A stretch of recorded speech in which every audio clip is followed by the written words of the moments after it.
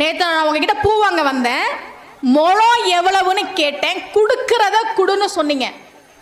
நான் 20 ரூபா தான் இருக்குன்னு கொடுத்துட்டு போனேன். ஆனா முழம் நேற்று 80 ரூபா வரைக்கும் வித்து இருக்கு. ஏன் என்கிட்ட முழம் இவ்வளவுன்னு நீங்க சொல்லல? சொல்லுங்கன்ற. அந்த அக்கா எதுவுமே சொல்லாம பூ கட்டிட்டு இருக்குது. சொல்லுங்கக்கா, எதுக்கு என்கிட்ட முழம் எவ்வளோ நான் கேட்டப்ப கொடுக்கறத குடுன்னு சொன்னீங்க? அந்த அக்கா சொன்னாங்க பாருங்க ஒரு பதில், நல்லா கவனிங்க. பூ கட்டிக்கிட்டே என் முகத்தை நிமிந்து பார்க்காம அந்த அக்கா சொன்னாங்க, கண்ணு, இந்த பஸ் ஸ்டாண்டில் 10 வருஷமா பூக்கடை வச்சிருக்கேன். கல்யாணமாகி கொஞ்ச நாள்ல புருஷன் செத்துட்டான், பிள்ளைங்க கிடையாது, கூட பிறந்தவங்க கூட பேச்சுவார்த்தை கிடையாது, எனக்கு யாரும் இல்லை. பஸ் ஸ்டாண்ட்ல பூக்கடை வச்சு பொழைக்கிறேன்.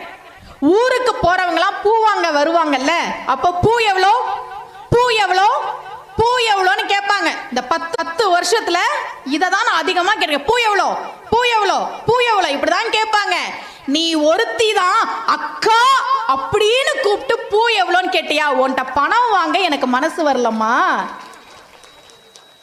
உறவுன்னு சொல்லி கூப்பிட ஒருத்தரும் இல்லாம அனாதையா 10 வருஷம் பஸ் ஸ்டாண்ட்ல இருந்தேன். எல்லாரும் பூ எவ்வளோ, பூ எவ்வளோன்னு கேட்டப்ப நீ ஒருத்தி தாமா அக்கான்னு என்னை கூப்பிட்ட. என்னை உறவு சொல்லி ஒருத்தி கூப்பிட்டாலே அவகிட்ட போய் முழம் 80 ரூபா நான் எப்படிமா கேட்கறது?